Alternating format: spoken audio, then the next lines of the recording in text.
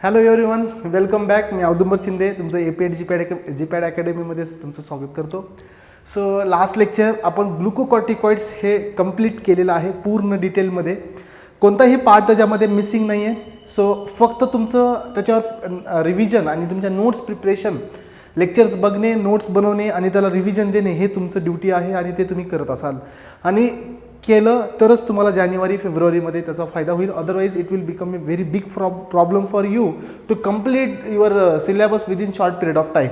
So त्यानंतर आता जो पार्ट आहे, लास्ट जो चॅप्टर आहे आपला, ॲक्च्युली तो चॅप्टर आहे आपला गोनॅडोट्रॉफ्सचा. ठीक आहे, गोनॅडोट्रॉफ्स किंवा त्याला गोनॅडोट्रॉपिन हॉर्मोन्स आपण म्हणू शकतो. सो जनरली 2 टाईप्सचे गोनॅडोट्रॉप्स आहेत. ठीक आहे, FSH follicle stimulating hormone and luteinizing hormone. So हे 2 टाईपचे हॉर्मोन्स आपले बाकी आहेत. सो हे हॉर्मोन समजण्यासाठी तुम्हाला या कन्सेप्ट माहीत पाहिजे. तुमचं स्पर्मॅटोजेनेसिस काय आहे, ठीक आहे, ओजेनेसिस काय आहे, ठीक आहे, तुमचे स्पर्म सेल त्याचं स्ट्रक्चर काय आहे स्पर्म्सचं, ठीक आहे, तुमचं सेकंडरी ऊस साईट काय आहे, प्रायमरी ऊस साईट काय आहे, पोलर बॉडी काय आहे, प्रायमरी पोलर बॉडी काय आहे, सेकंडरी पोलर बॉडी काय आहे. तर हे तुमचं मेन कॅरेक्टर असेल.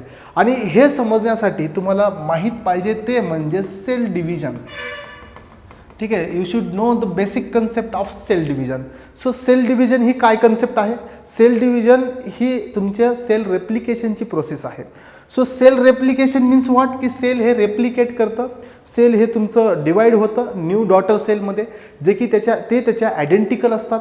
आयडेंटिकल मीन्स व्हॉट, की जर स्किनचं सेल डिव्हिजन होत असेल so will get same cell which is identical with parent cell. ठीक आहे, हे प्रोसेस कोणती? तर जनरली सेल डिव्हिजन हे 2 प्रोसेसमध्ये क्लासिफाय केलेलं आहे. ठीक आहे, फर्स्ट एक आहे ते म्हणजे मायटोसिस. ठीक आहे, हे you should know the difference between mitosis and difference between meiosis. So हे तुम्हाला माहीत असणं खूप इम्पॉर्टंट आहे. सो मायटोसिस त्याचे काय कॅरेक्टर्स आहेत, त्याचे सिग्निफिकन्स काय आहेत. ठीक आहे, मिओसिस त्याचे सिग्निफिकन्स काय आहेत. ठीक आहे, meiosis also classified into 2 types. ठीक आहे, मिओसिस 1, ठीक आहे, अँड मिओसिस 2. ठीक आहे, हे डिफरन्स असणं, हे माहीत असणं खूप इम्पॉर्टंट आहे.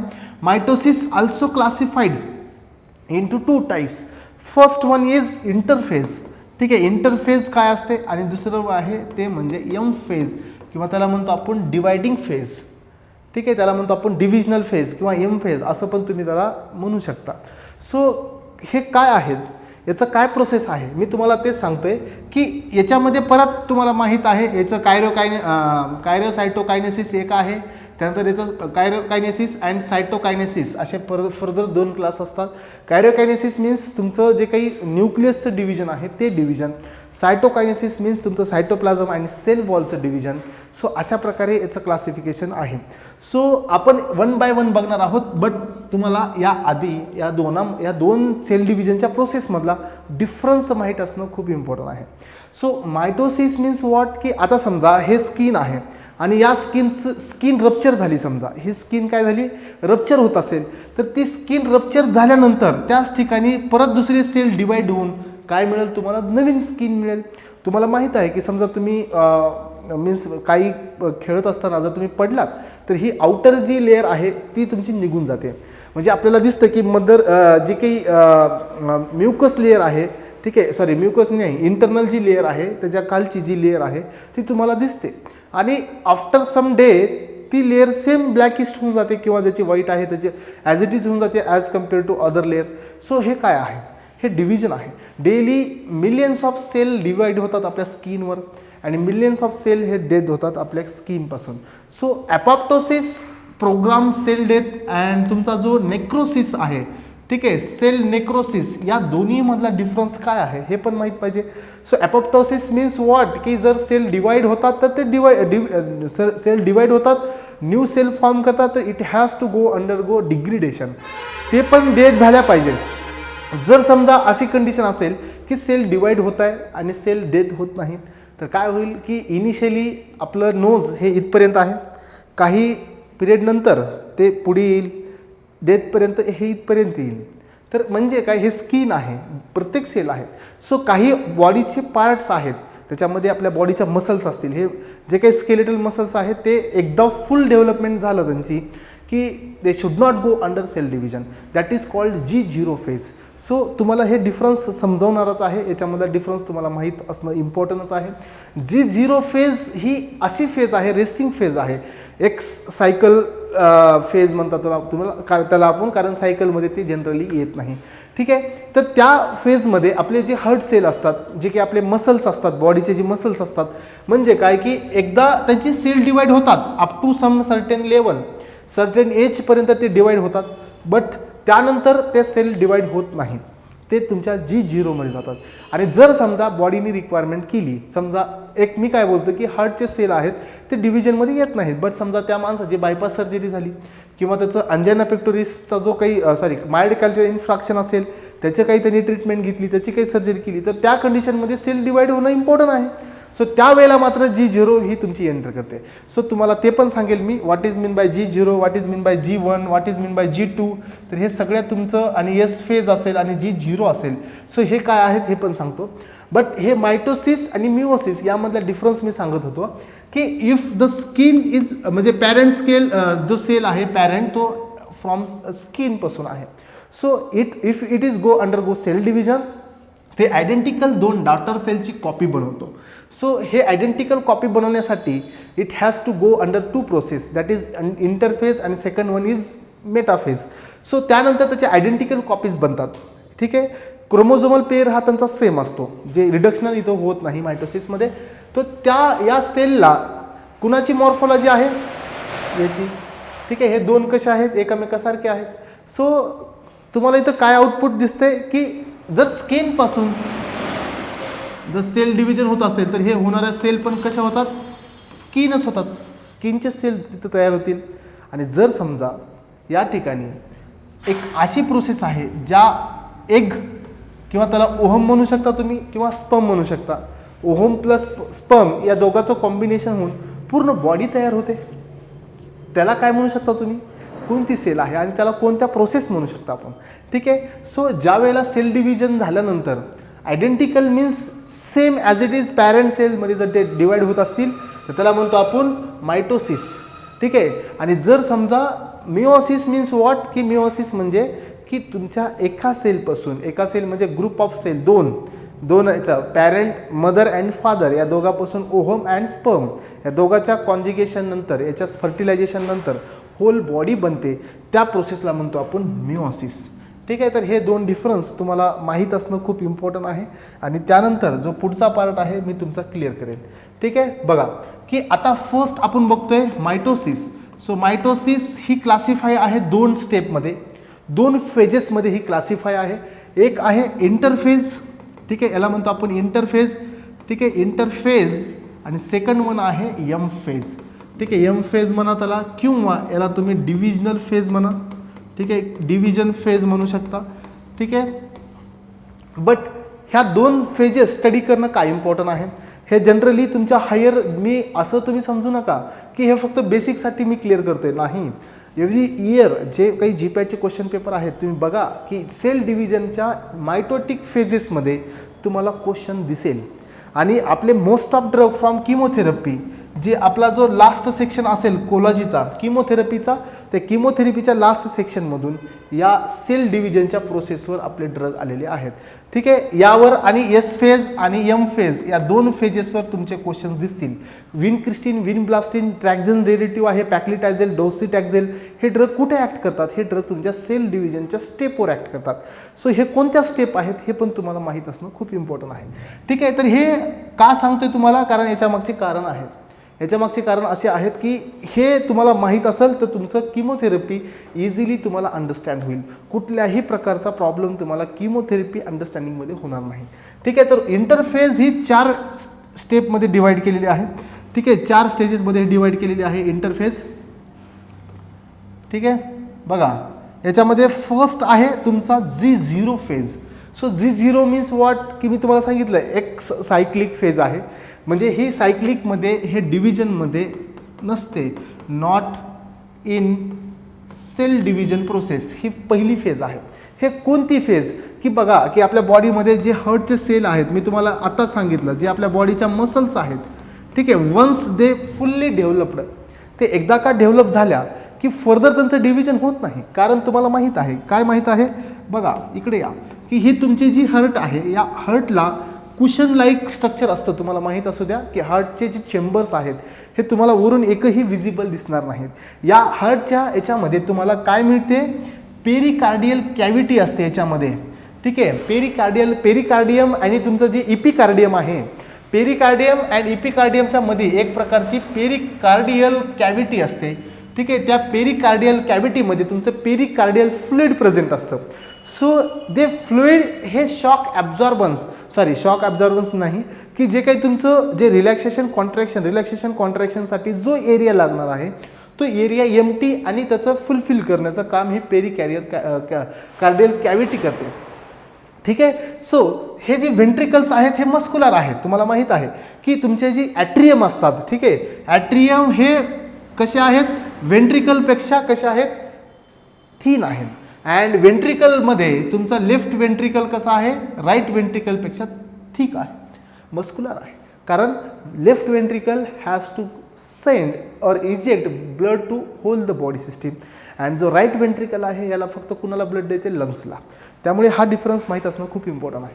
समजा आता हे तुमचं हार्ट आहे आणि हार्टचं जर समजा फर्दर डिव्हिजन होत असेल तर काय होईल, फर्दर डिव्हिजन झाल्यानंतर तुमच्या कार्डियक मायोपॅथी म्हणतात त्याला, लक्षात असू द्या की फर्दर डिव्हिजन झाल्यानंतर हार्ट हे अशा मोठ्या पोझिशनला येईल की त्याचा शेप तर लॉस होईलच, बट त्याचं कॉन्ट्रॅक्शन ॲबिलिटी, इलास्टिसिटी आहे ते पण लॉस होईल.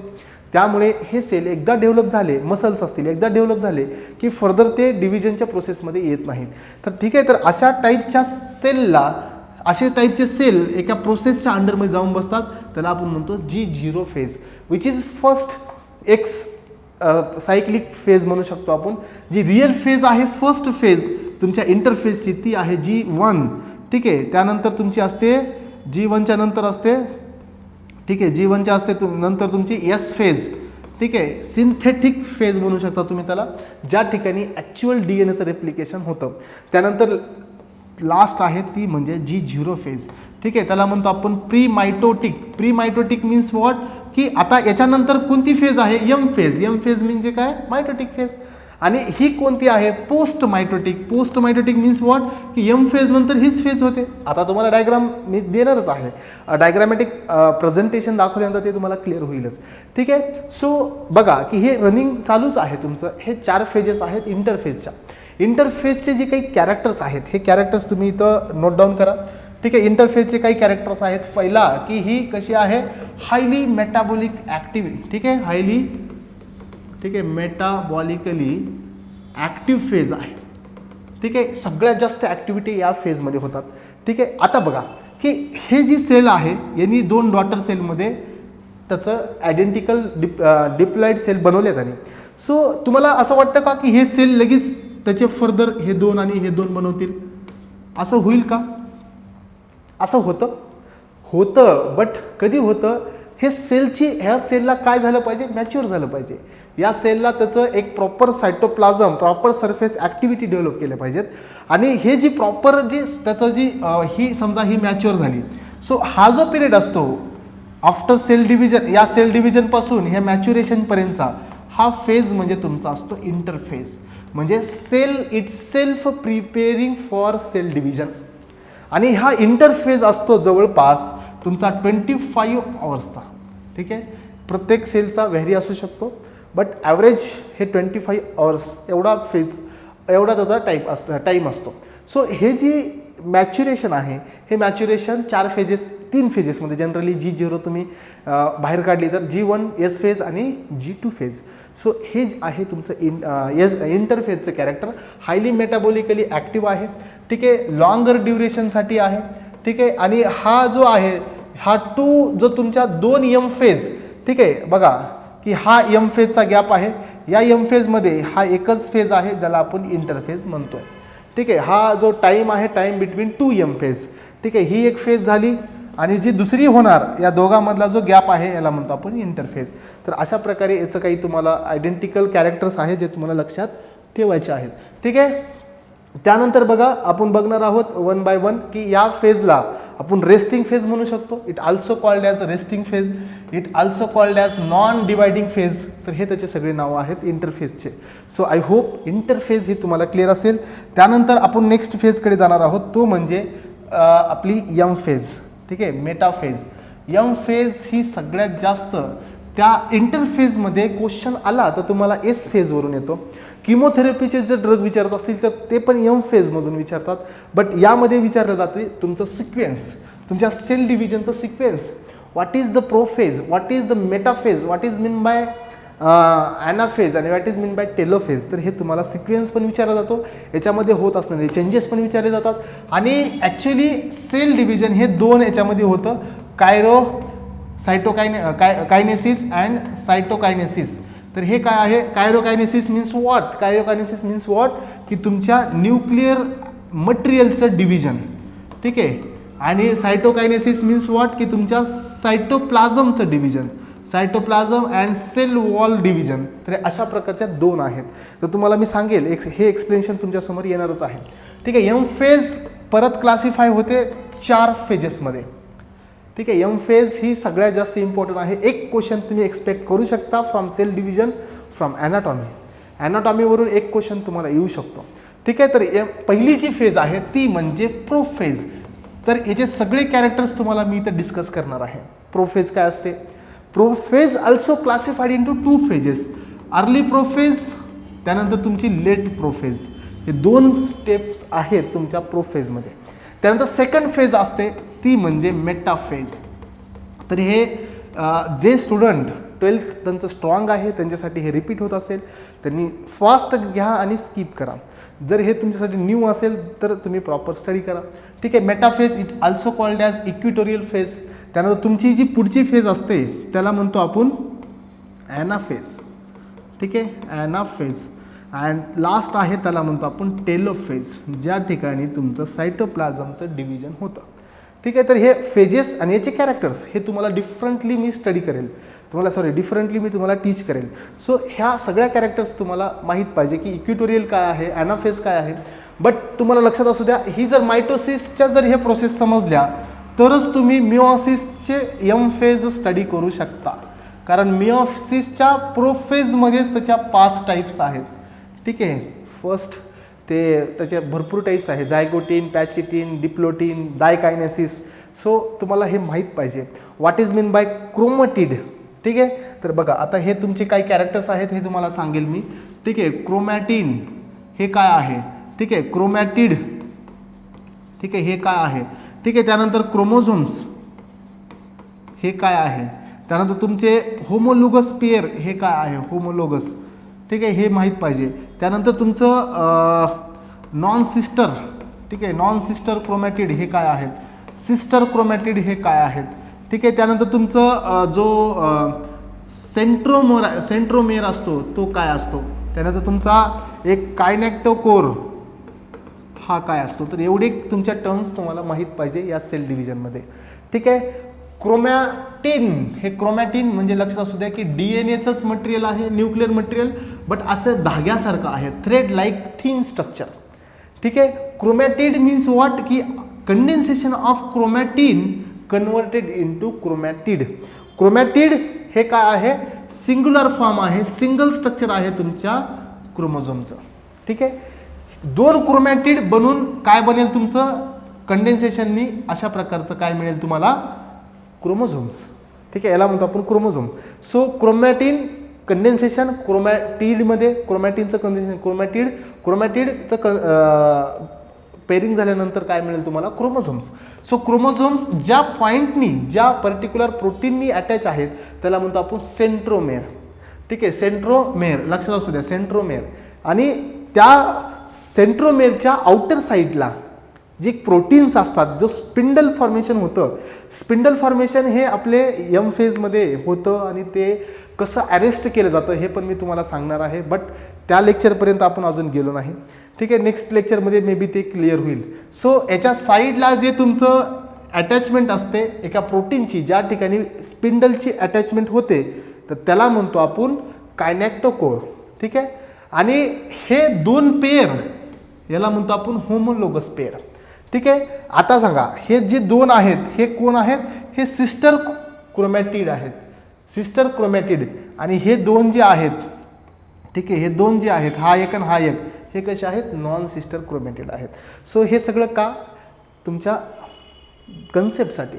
ठीक आहे. बघा की आता हा क्रोमोझोम्स हे कशावर कॅल्क्युलेट केले जातात, क्रोमोझोम्स म्हणजे हे दोन क्रोमोझोम्स आहेत का, याला आपण दोन क्रोमोझोम म्हणू शकतो का, याच्यामध्ये दोन क्रोमॅटिड आहेत म्हणून म्हणू शकतो, नाही म्हणू शकत. का, कारण क्रोमोझोम्स रिप्रेझेंटेड, म्हणजे क्रोमोझोम्स आपण कधी काउंट करतो, whenever we are counting centromere. ठीक आहे, सेंट्रोमेर किती आहे याच्यात, एकच आहे. This is first. त्यामुळे हा एक क्रोमोझोम असेल, हा एक क्रोमोझोम असेल. लक्षात असू द्या, हे सिंगल मटेरियल पण तुम्ही हे काउंट करू शकता आपण क्रोमोझोमचं. ठीक आहे, हा एक क्रोमोझोम आहे, हा एक क्रोमोझोम आहे आणि हा पण एकच क्रोमोझोम आहे. ठीक आहे, फक्त या ठिकाणी तुमचं DNA मटेरियल, याचं DNA मटेरियल हे कसं आहे, डुप्लिकेट आहे, दोन DNA मटेरियल आहे. हे सिंगल DNA आहे, हा पण सिंगल DNA आहे. तर हे डिफरन्स माहीत असणं खूप इम्पॉर्टंट आहे for your basic concept. So हे माहीत नसेल तर तुम्हाला ह्या सेल डिव्हिजनमध्ये त्रास होतो. ठीक आहे. सो याचं पूर्ण अजून तुम्हाला त्याचं रिव्हिजन होईलच ज्यावेळेला आपण स्टार्ट करू 1 बाय 1 आपल्या फेजेस. ठीक आहे, ह्या फेजेस काही एवढ्या डिफिकल्ट नाही आहेत, बट इतक्या इझी पण नाही आहेत. ठीक आहे, तर आपण बघतोय की आपल्याला सेल डिव्हिजन बघायचं आहे. ह्या सेल डिव्हिजनमध्ये ही सायकल तुम्ही ड्रॉ करून घ्या, जे तुम्हाला नंतर येणारच आहे. त्यामध्ये ही जी तुमची एक्स फेज आहे, ह्या एक्स फेजला ही नॉन डिवायडिंग फेज आहे, बट ही डिवायडिंग फेजमध्ये येते, एंटर करते, बट कधी ज्यावेळेला बॉडी डिमांड करते. ठीक आहे, या फेजला म्हणतो आपण G0 फेज. ठीक आहे, या फेजला म्हणतो आपण G0 फेज. ठीक आहे, ही सगळ्यात मेन आणि सगळ्यात लॉंग फेज आहे, याला म्हणतो आपण इंटरफेज. ठीक आहे, इंटरफेज. तर हे इम्पॉर्टंटली लक्षात ठेवा, इंटरफेज. त्यानंतर फर्स्ट जी फेज आहे इंटरफेजची ती म्हणजे तुमची G0 फेज. तर याचे काही कॅरेक्टर्स आहेत, काय होतं G0 फेजमध्ये ते पण मी तुम्हाला सांगेल. त्यानंतर बघा या ठिकाणी जी दुसरी फेज आहे G0 नंतर, ती म्हणजे तुमची S फेज. ठीक आहे, S फेज सिंथेटिक फेज आहे, त्याचे पण कॅरेक्टर्स तुम्हाला मी सांगेल. त्यानंतर नेक्स्ट आहे तुमची G2 फेज. सो हे तुम्हाला मी क्लिअर करेल कसं का, त्याचे रिझन्स तुम्हाला मी सांगेल. ठीक आहे, बघा आता आपण बघू फर्स्ट. ठीक आहे, आता आपण बघणार आहोत तुमची G1 फेज. तर या ठिकाणी आपण बघू की आपली G1 फेजचे कॅरेक्टर्स काय आहेत. मी सांगितलं तुम्हाला की जे काही इंटरफेज आहेत हे हायली मेटाबॉलिकली कसे आहेत, ॲक्टिव्ह आहेत. सो या फेजमध्ये बघा फर्स्ट लिहून घ्या इंटेन्सिव्ह सेल्युलर. ठीक आहे, सेल्युलर काय होतं, सिंथेसिस होतं या फेजमध्ये. या फेजमध्ये RNA. ठीक आहे, या सेलमध्ये mRNA, या सेलमध्ये प्रोटीन्स यांचं डेव्हलपमेंट होते. मी काय सांगतो तुम्हाला की सेल डिव्हिजन हे स्टिम्युलेट कशामुळे होतं, दोन फॅक्टरमुळे होतं. एक फर्स्ट फॅक्टर आहे तो म्हणजे सायटोप्लाझम. ठीक आहे, सायटोप्लाझमच्या व्हॉल्यूममुळे सेल डिव्हिजन हे डिवाइड व्हायचं की नाही हे ठरवतं. त्यानंतर दुसरा फॅक्टर आहे तो म्हणजे सरफेस ॲक्टिव्हिटी. ठीक आहे, सरफेस ॲक्टिव्हिटी म्हणजे एक्सटर्नली जर कोणी स्टिम्युलेट करत असेल, नर्व ग्रोथ फॅक्टर्स आहेत आपल्याकडे जे स्टिम्युलेट करतात सेल डिव्हिजनसाठी, तर या दोन फॅक्टरमुळे सेल डिव्हिजनला स्टिम्युलेशन होतं. ठीक आहे, तर हे फर्स्ट आहे इंटेन्सिव्ह सेल्युलर सिंथेसिस होतं mRNA tRNA. ठीक आहे, बघा G1 बद्दल बोलतो आपण. ठीक आहे, ही मेटाबॉलिकली व्हेरी हाय आहे, बट याच्यामध्ये याचं कॅरेक्टर लिहून घ्या की डू नॉट रेप्लिकेट. ठीक आहे, do not replicate DNA replicate यामध्ये होत नाही. जरी तुमचे RNA tRNA mRNA प्रोटीन्स जरी इथं प्रेझेंट असतील तरी या फेजमध्ये DNA रेप्लिकेशन होत नाही. तर हे आहे तुमचं मेन कॅरेक्टर जो तुम्हाला लक्षात ठेवायचं आहे. ठीक आहे, त्यानंतर जो नेक्स्ट जो पार्ट आहे की यामध्ये तुमच्या एन्झाईमचं सिंथेसिस हे खूप जास्त ट्रिमेंडस होतं. ठीक आहे, यामध्ये काय होतं, एन्झाईमचं सिंथेसिस हे त्याच्या खालीच लिहून घ्या. ठीक आहे, फर्स्ट त्याच्यामध्येच लिहून घ्या इन्क्रीज एन्झाईम सिंथेसिस. एन्झाईम म्हणजे सेल प्रिपेअर होते डिव्हिजनसाठी. लक्षात असू द्या, तुमचे एन्झाईम्स असणं मेटाबॉलिकली जे काही तुमचे मिडल मॅन आहेत ते कोण आहेत, एन्झाईमच आहेत. तर त्याचं सिंथेसिस इन्क्रीज होणं हे काम आहे. ठीक आहे, ATPचं स्टोरेज हे वाढतं हे एनर्जीसाठी. ठीक आहे, सेलची साईज इन्क्रीज होते. मी तुम्हाला आता सांगितलं की सेल साईज म्हणजे सेलचं सायटोप्लाझम रिस्पॉन्सिबल आहे सेल डिव्हिजनसाठी. ठीक आहे, त्यानंतर बघा की हा जो आहे G1 फेज हा स्टिम्युलेट करतो, हा G1 फेज हा स्टिम्युलेट करतो तुमच्या S फेजला, सिंथेटिक फेजला. ठीक आहे. यामध्ये तुमचं काय अजून सिंथिस होतं, कार्बोहायड्रेटचं सिंथिस होतं, यामध्ये लिपिड सिंथिसिस होतं. ठीक आहे. यामध्ये अमायनो ॲसिडचं सिंथिस होतं, यामध्ये तुमचे न्यूक्लियोटाईडचं सिंथिसिस होतं. आता न्यूक्लियोटाईड्स नसतील तर तुमचं जे रेप्लिकेशन होणार आहे एस फेजमध्ये ते कसं होणार. सो हे कॅरेक्टर्स आहेत तुमच्या एस फेजचे. ठीक आहे. तर हे सगळ्यांना आय थिंक झाले असतील, हे सगळ्यांनी लक्षात ठेवायचे आहेत हे कॅरेक्टर्स. ठीक आहे. बघा हे कॅरेक्टर्स आपण स्टडी केलेले आहेत. हायली इंटेन्सिव्ह ही फेज आहे. यामध्ये तुमचं DNA रेप्लिकेट करत नाही, सायटोप्लाझमचा व्हॉल्यूम इन्क्रीज होतो, त्यावेळेला ही फेज स्टिम्युलेट होते. त्यानंतर एन्झाईम्स इन्क्रीज होतात, ATP इन्क्रीज होतात. ठीक आहे. त्यानंतर स्टिम्युलेट करतं तुमचं कार्बोहायड्रेट, लिपिड आणि अमायनो ॲसिड आणि न्यूक्लियोटाईड सिंथेसिस. सो यानंतर आपण नेक्स्ट फेजकडे जाणार आहोत, तो म्हणजे आपली आहे एस फेज. ठीक आहे. ह्या एस फेजचे कॅरेक्टर्स आपण इथं घेऊ. ठीक आहे. बघा हे एस फेज याला म्हणतो आपण सिंथेटिक फेज. ठीक आहे. हे सिंथेटिक फेज आहे तुमची, ज्या फेजमध्ये DNAचं रेप्लिकेशन होतं. सो DNA रेप्लिकेशन या फेजमध्ये होतं आणि या फेजमध्ये तुम्हाला बरेच ड्रग आहेत जे आपल्या फार्माकोलॉजीमध्ये फार्माकोलॉजिकली ॲक्टिव्ह दिसतील. ह्या फेजमध्ये काय होतं, DNA रेप्लिकेशन होतं. ठीक आहे. बट या ठिकाणी कन्फ्युजन नावाची गोष्ट असते, ते म्हणजे तुम्हाला असं वाटत असेल की DNA रेप्लिकेशन झालं म्हणजे तुमचे क्रोमोझोम्स डबल झाले, असं नाही. ठीक आहे. मी काय सांगितलं की आधी हे काय बनलेले आहेत, क्रोमॅटिड आहेत हे सगळे. ठीक आहे. हे क्रोमॅटिड आहेत. किती आहेत, 46 आहेत. समजते का, क्रोमोझोम्स काय आहेत, 46 आहेत.